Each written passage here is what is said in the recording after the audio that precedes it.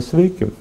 Priminsiu, kad praeitą kartą kalbėjome apie mąstymą, kuris padeda išvengti ar bent jau susilpninti stresą. Kaip žinote, mes patys gadiname gyvenimą vienokiomis ar kitokiomis mintimis.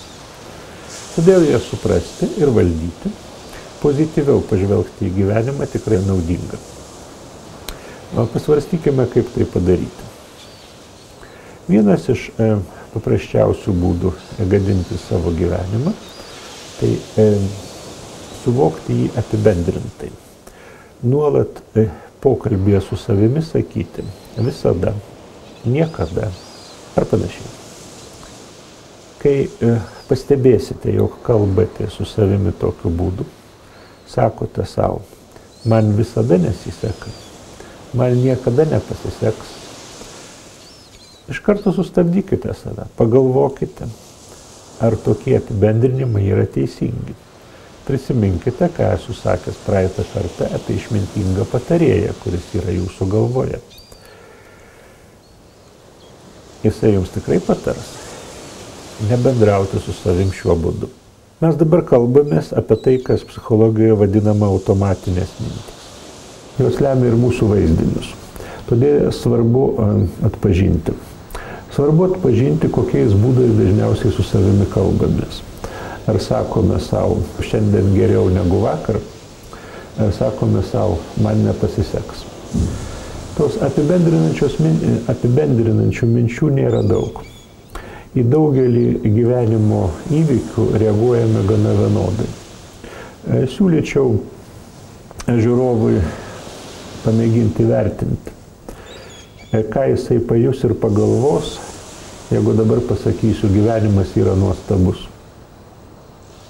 Ar pirma atėjus į galvą mintis buvo, kas čia nuostabaus, ekonominė krizė, rūpesčiai darbe, rūpesčiai su kaimynais, vaikais, artimaisiais, kas čia gero tame gyvenime. Ar pirmoji galva atėjusi mintis buvo, taip tikrai gyvenime yra daug puikių dalykų. Atkreipčiau dėmesį į tai, kad tas įrodinėtojas, kuris yra jūsų galvoje, suras argumentų ir už pirmą, ir už antrą teiginį. Todėl abu jie gali būti vienodai gerai įrodyti. Mūsų galvoje sukasi ir kitos panašios mintis. Pavyzdžiui, kaip gerai buvo. Ir pradedame savo vardinti. Kaip buvau vedęs, kaip buvau nevedęs, kai dirbau toje vietoje, kai nedirbau anoje vietoje. Arba kodėl aš nepadariau kažko. Nenusipirkau akcijų, pardaviau akcijas, išvažiavau iš to miesto, atvažiavau į šitą miestą, susibariau su tokiu draugu, susitaikiau su tuo, su kuo nereikėjo taikytis.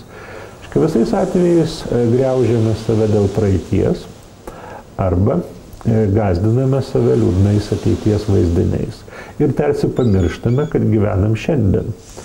Ir šiandien galim pasirinkti, apie ką galvoti, kokią kryptim galvoti, ar džiaugtis gyvenimu, ar priešingai.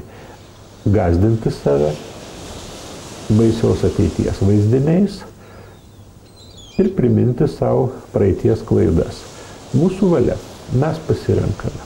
Todėl tai nėra siūlymas savo meluoti, save apgaudinėti. Tai yra tik siūlymas pasirinkti palankesnė jums mąstymo kryptį.